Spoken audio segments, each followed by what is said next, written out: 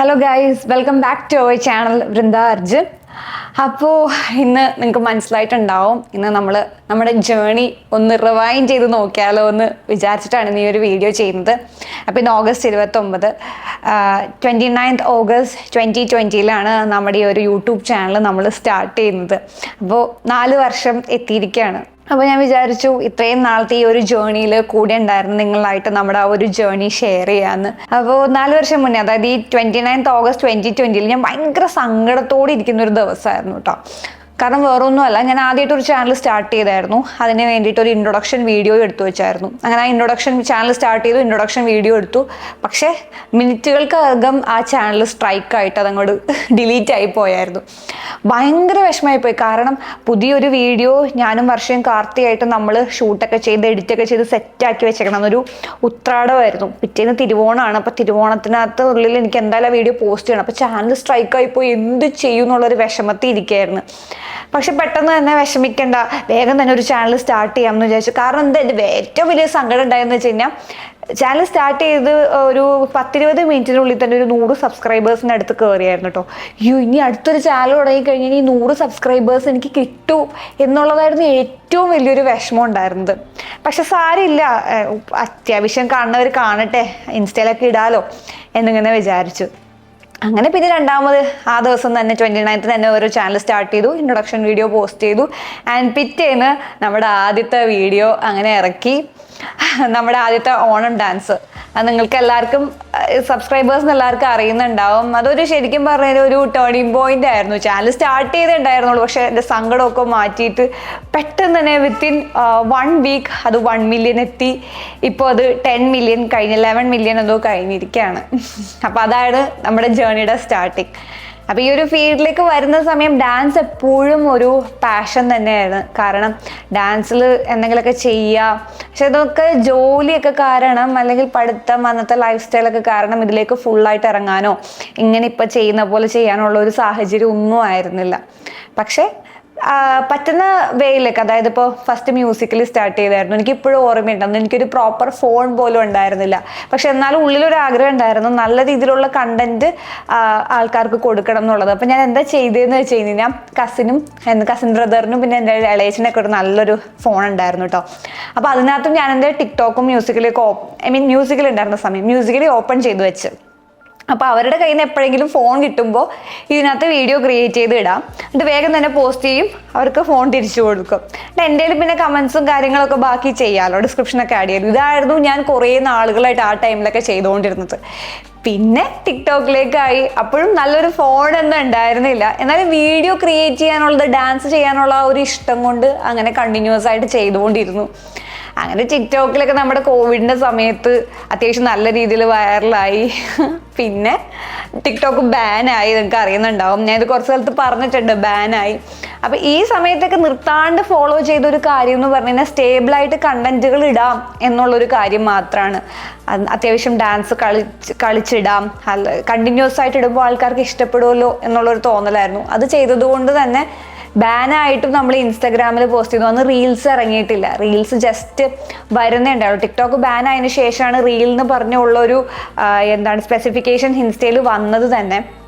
അങ്ങനെ വന്ന സമയത്ത് തന്നെയാണ് നമ്മുടെ ഈ ഒരു യൂട്യൂബും ഞാൻ സ്റ്റാർട്ട് ചെയ്തത്. യൂട്യൂബിൽ പ്രതീക്ഷിക്കാത്ത രീതിയിലുള്ള വെൽക്കമിങ് ആണ് ആ സമയത്ത് കിട്ടിയത്. അപ്പോൾ ഓണം ഡാൻസ് വൈറൽ. ഇപ്പോഴും ഓണം ഡാൻസ് നമ്മുടെ യൂട്യൂബിൽ സെർച്ച് ചെയ്ത് നോക്കിയാൽ നമ്മുടെ വീഡിയോ ഫസ്റ്റ് വന്ന് കിടക്കുന്നതൊക്കെ ഒരുപാട് സന്തോഷമുള്ള ഒരു കാര്യമാണ്.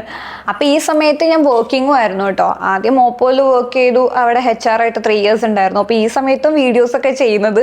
അപ്പോൾ എനിക്കിപ്പോഴും ഓർമ്മയുണ്ട്, ഒരു ലഞ്ച് ബ്രേക്കിനും ടീ ബ്രേക്കിനും ഒക്കെയാണ് ഞാൻ വീഡിയോ ചെയ്യാറ്. ലഞ്ചൊക്കെ വേഗം പോയി ഫുഡൊക്കെ കഴിച്ചിട്ട് മേലെ ടെറസിൻ്റെ അവിടെ പോയിട്ടാണ് വീഡിയോസ് എടുക്കാറ്. ടീ ബ്രേക്കിനും ഇങ്ങനെ തന്നെ ചെയ്യും. പക്ഷെ എന്നാലും വീഡിയോ ചെയ്തുകൊണ്ടിരിക്കും, എങ്ങനെയായാലും എന്തായാലും വീഡിയോ ചെയ്തുകൊണ്ടേ ഇരിക്കുമായിരുന്നു. അതാണ് മെയിനായിട്ട്. പിന്നെയെന്ന് പറഞ്ഞു കഴിഞ്ഞാൽ നാട്ടിലേക്ക് കോവിഡ് വന്ന് തിരിച്ചു വന്നപ്പോഴാണ് ഈ വീഡിയോസൊക്കെ എടുക്കുന്നത്. അപ്പോൾ കണ്ടിന്യൂസ് ആയിട്ട് ഡാൻസ് ഫോക്കസ് ചെയ്ത് ഡാൻസ് കവേഴ്സ് ചെയ്തു തുടങ്ങി. അന്ന് സപ്പോർട്ടായിട്ട് ഏറ്റവും കൂടുതൽ നിന്നത് വർഷ, കാർത്തിക, പിന്നെ മേഘ, അമൃത, ഇവരുടെയൊക്കെ കൂടെയാണ് ഞാനൊരു 3-4 ഡാൻസ് വീഡിയോസ് ചെയ്തത്. അപ്പോൾ ഈ സമയത്തൊക്കെ ആൾക്കാർ ഇങ്ങനെ ചോദിക്കുമായിരുന്നു, ചേച്ചി ഇതിൻ്റെ ബിഹൈൻഡ് ദ സീൻസ് ഇടുന്നു പറഞ്ഞിട്ട്. അങ്ങനെ പിന്നെ എന്തുകൊണ്ട് ഓക്കെ എന്നാൽ ബിഹൈൻഡ് ദ സീൻസ് അങ്ങനെ വ്ളോഗ് പോലെ ഇട്ടേക്കാം ഇടാലോ എന്ന് വിചാരിച്ചിട്ടാണ് പിന്നെ നമ്മൾ ബിഹൈൻഡ് ദ സീൻസ് ഇറക്കുന്നത്. അപ്പോൾ കുറച്ചും കൂടെ ആയിട്ട് നമ്മുടെ സബ്സ്ക്രൈബേഴ്സ് നിങ്ങളൊക്കെ ആയിട്ട് നല്ല രീതിയിൽ കണക്റ്റഡ് ആകാൻ തുടങ്ങി. അപ്പോൾ എന്നാൽ പിന്നെ വ്ളോഗിങ് കൂടെ സ്റ്റാർട്ട് ചെയ്യാം. അന്നെന്ന് പറഞ്ഞു കഴിഞ്ഞാൽ ഓക്കെ ഡാൻസ് മാത്രം ചെയ്താൽ മതി, അതിൽ പ്രത്യേകിച്ച് ചാനൽ മോണറ്റൈസ് ആവണമെന്നോ അങ്ങനത്തെ ഒരു ചിന്തകളും ഇല്ല. ഈവൻ എനിക്കറിയാം വ്ളോഗൊക്കെ ചെയ്താൽ എന്തെങ്കിലും കാര്യമുള്ളൂ, പക്ഷെ അതൊന്നും മൈൻഡിൽ അങ്ങനെ ചിന്തിക്കാറ് പോലും ഇല്ല. എനിക്കിഷ്ടമുള്ള ഡാൻസ് ചെയ്യണം. അപ്പം നിങ്ങൾക്ക് തന്നെ അറിയാമല്ലോ, മിക്കതും കോപ്പിറൈറ്റഡ് ആയിരിക്കും, പക്ഷെ ഞാനതൊന്നും മൈൻഡ് ചെയ്യാറില്ല. അങ്ങനെ നമ്മൾ ഡാൻസ് വീഡിയോസ് ചെയ്തു തുടങ്ങി. പിന്നെ കുറച്ച് വ്ളോഗിലേക്ക് വന്നു. പിന്നെ എൻ്റെ എൻഗേജ്മെൻറ്റിൻ്റെ വീഡിയോസൊക്കെ അത്യാവശ്യം നല്ല രീതിയിൽ കയറി. ഈവൻ രാമൂട്ടിനെ നിങ്ങളിലേക്ക് ഇൻട്രൊഡ്യൂസ് ചെയ്തതും എനിക്ക് തോന്നുന്നത് എൻഗേജ്മെൻറ്റ് വീഡിയോ ആണ്. അതിന് ഞങ്ങളുടെ ഒരു എൻഗേജ്മെൻറ്റ് ഡേറ്റ് സേവ് ദ ഡേറ്റിൽ രാമൂട്ട് എന്നെ പിടിച്ച് കറക്കുന്ന ഒരു വീഡിയോ ഉണ്ട്. അതിനകത്ത് തന്നെ ഇങ്ങനെ ഞാൻ വീഴുന്ന ഒരു വീഡിയോ ഉണ്ട്. അതിനകത്താണ് ഫസ്റ്റ് രാമൂട്ടിനെ നമ്മുടെ ചാനലിൽ എല്ലാവരും ആരാണ് എന്താണെന്ന് അറിയുന്നത്. പിന്നെ എൻഗേജ്മെൻറ്റിൻ്റെ ഡാൻസും അത്യാവശ്യം നല്ല രീതിയിൽ കയറിയിട്ടുണ്ടായിരുന്നു. പിന്നെ രാമൂട്ട് എനിക്ക് ഫോൺ തരുന്നത് ഭയങ്കര വിഷയമായി പോയായിരുന്നു. കാരണം അത്രയും നെഗറ്റീവ് കമൻസ് കിട്ടിയായിരുന്നു. ഞാൻ മെറ്റീരിയലിസ്റ്റിക് തിങ്സിനോടാണ് കൂടുതൽ ഇഷ്ടം, എന്ത് സർപ്രൈസിങ് ആണ്, ഇത്രയൊക്കെ പൊളിക്കേണ്ട ആവശ്യമുണ്ടോ എന്നൊക്കെ ചോദിച്ചിട്ട് കുറേ നെഗറ്റീവ് കമൻസ് ഉണ്ടായിരുന്നു. പക്ഷേ ആസ് എ ക്രിയേറ്റർ അന്ന് എനിക്ക് എന്താ പറയുക, ഒരു വീഡിയോ ക്രിയേറ്റ് ചെയ്യാൻ ഒരു നല്ല എക്യുപ്മെൻറ്റ് കിട്ടിയതിൻ്റെ സന്തോഷമാണ് നിങ്ങളാ കാണുന്നത്. കാരണം അത്രയും നാൾ നല്ലൊരു ഫോൺ ഉണ്ടായിരുന്നില്ല എന്നുള്ളൊരു വിഷമം ഉണ്ടായിരുന്നല്ലോ. പിന്നെ മുതൽ എടുക്കാൻ നല്ലൊരു ഫോൺ ഉണ്ടായി. ആൻഡ് ആ ഫോൺ തന്നെയാണ് ഞാൻ ഇപ്പോഴും യൂസ് ചെയ്തുകൊണ്ടിരിക്കുന്നത്. അങ്ങനെ എൻഗേജ്മെൻറ്റ് വീഡിയോസ് കയറി എൻഗേജ്മെൻ്റായി. പിന്നെയെന്ന് പറഞ്ഞു കഴിഞ്ഞാൽ വീഡിയോസ് ഈ വ്ളോഗൊക്കെ ചെയ്യാൻ എപ്പോഴും ഒരു എന്താ പറയുക, ഡാൻസ് ചെയ്യുന്ന പോലെ ഒരു കണ്ടിന്യൂറ്റി ഉണ്ടായിരുന്നു. ഒരു വീഡിയോ എടുത്ത് ഇങ്ങനെ വെക്കും, എന്നിട്ട് ഒരു മാസമൊക്കെ കഴിഞ്ഞിട്ടായിരിക്കും. രാമൂട്ടൻ പണ്ടൊക്കെ പറയണത് നിങ്ങൾ കേട്ടിട്ടുണ്ടാവും, ചിലപ്പോൾ ഈ ഓണത്തിന് എടുത്തു കഴിഞ്ഞാൽ അടുത്ത ഓണത്തിനായിരിക്കും ഞാൻ പോസ്റ്റ് ചെയ്യുന്നതെന്ന്. അത്രയും ലാഗായിരുന്നു. ഒരു കൺസിസ്റ്റൻസി വ്ളോഗിൻ്റെ കാര്യത്തിൽ ഉണ്ടായിരുന്നില്ല. പക്ഷെ ഇപ്പം അതൊക്കെ ഒന്ന് മെയിൻറ്റെയിൻ ചെയ്യാൻ മാക്സിമം നോക്കാറുണ്ട് കേട്ടോ. പിന്നെ എൻഗേജ്മെൻറ്റ് കഴിഞ്ഞ് കല്യാണത്തിൻ്റെ വീഡിയോ ആണ് എനിക്ക് തോന്നുന്നത് എല്ലാം കൊണ്ടും ബ്രേക്ക് ചെയ്തു. ഇപ്പോൾ കുറേ പേർക്ക് തിരിച്ചറിയുന്നതും ആ ഒരു വൈറൽ ബ്രൈഡ് എന്നൊക്കെ ഡാൻസിങ് ബ്രൈഡ് എന്നൊക്കെ പറഞ്ഞിട്ട് അങ്ങനെയാണ് ആൾക്കാരെ അറിയുന്നത്. കല്യാണത്തിൻ്റെ വീഡിയോ ആണ് എൻ്റെ ഏറ്റവും ഫേവറേറ്റ് വീഡിയോ നമ്മുടെ ചാനലിൽ. അതിൻ്റെ ഡാൻസ് ഇപ്പോൾ 29 മില്യൺ എന്തോ അടുത്ത് കയറി. ഒരുപാട് സന്തോഷമുണ്ട്. കാരണം നമ്മുടെ സ്വന്തം കല്യാണത്തിൻ്റെ ഡാൻസ് തന്നെ ഇത്രയും കയറി, ആൾക്കാർ ഇത്രയും നല്ല കമൻസ് പറയും, ഈവൻ ഫ്രണ്ട്സൊക്കെ ആയിട്ട് എൻജോയ് ചെയ്യുന്നത് നിങ്ങളായിട്ട് ഷെയർ ചെയ്യാൻ പറ്റുന്നതും അത് വലിയ സംഭവമായിട്ട് ആൾക്കാർ റെഫറൻസ് എടുത്തിട്ട് അതുപോലത്തെ വീഡിയോ പാറ്റേൺസ് കുറേ ചെയ്യുമ്പോൾ സോ ഹാപ്പി. പിന്നെ കല്യാണ വ്ളോഗ്, പിന്നെ എൻ്റെ രാമൂട്ടിനെ കോമ്പോസ് കുറച്ചും കൂടെ ആൾക്കാർക്ക് കണക്റ്റഡ് ആകാൻ തുടങ്ങി. പക്ഷേ ഇങ്ങനെയൊക്കെ നല്ല രീതിയിൽ ഇരിക്കുമ്പോഴാണ് രാമൂട്ടൻ തിരിച്ച് ദുബായിക്ക് പോകുന്നത്. അത് ശരിക്കും ഭയങ്കരമായിട്ട് തന്നെ അഫക്റ്റ് ചെയ്തു കേട്ടോ. കാരണം എനിക്ക് വീഡിയോസൊക്കെ എടുക്കാനുള്ള ഇൻട്രസ്റ്റേ പോയായിരുന്നു. ഡാൻസ് വീഡിയോസ് അല്ല, വ്ളോഗൊക്കെ ചെയ്യാനുള്ളത്. കാരണം അത്രയും ദിവസം നമ്മൾ ഈ കോംബോ വീഡിയോസൊക്കെ ചെയ്ത് പെട്ടെന്ന് രാമൂട്ടൻ ദുബായിക്ക് പോയപ്പോൾ എനിക്ക് ചെയ്യാനുള്ള എല്ലാ ഇൻട്രസ്റ്റും പോയി. പിന്നെ എനിക്ക് തോന്നി ഓക്കെ ചാനലിൽ ഡൗൺ ആയി തുടങ്ങിയല്ലോ, എന്തെങ്കിലുമൊക്കെ ആയിട്ട് ഇട്ടാലല്ലേ ആൾക്കാരായിട്ട് കണക്റ്റഡ് ആയിട്ട് നിൽക്കാൻ പറ്റുള്ളൂ. പക്ഷെ എന്നാലും ഡാൻസ് വീഡിയോസ് ചെയ്തിട്ടുണ്ടായിരുന്നു, പക്ഷെ വ്ളോഗ് കണക്കായിരുന്നു. പക്ഷെ ഇപ്പം രാമൂട്ട് വന്നു, തിരിച്ച് ബാക്ക് ഓൺ ട്രാക്കായി. ഇപ്പം നമ്മൾ വീഡിയോസൊക്കെ മാക്സിമം നിങ്ങൾ ഇടാൻ ആൻഡ് നോക്കാറുണ്ട്. അപ്പം അതിൻ്റെ ഇടയ്ക്ക് തന്നെയാണ് നമ്മുടെ ലവ് സ്റ്റോറി. ഇപ്പം എൻ്റെ ഒരു റീസെൻറ്റ് ഫേവറേറ്റ് എന്ന് പറയുന്നത് നമ്മുടെ ലവ് സ്റ്റോറിയാണ്. ഇത് കാണുന്നവർ അത് കണ്ടിട്ടില്ല എന്നുണ്ടെങ്കിൽ പോയി കണ്ടോ കേട്ടോ. അപ്പം ലവ് സ്റ്റോറി വീഡിയോ കൂടി ഇട്ട് കഴിഞ്ഞപ്പോൾ ശരിക്കും ഒരു മിഷൻ സക്സസ് ആയ പോലെ തോന്നുന്നു. കാരണം ഒരുപാട് നാൾ ഇടാം എന്ന് പറഞ്ഞൊരു വീഡിയോ ആണ് ഞങ്ങളിതിപ്പോൾ ഇട്ടേക്കുന്നത്. അപ്പോൾ എല്ലാവർക്കും അത് ഇഷ്ടപ്പെട്ടെന്ന് വിചാരിക്കുന്നു.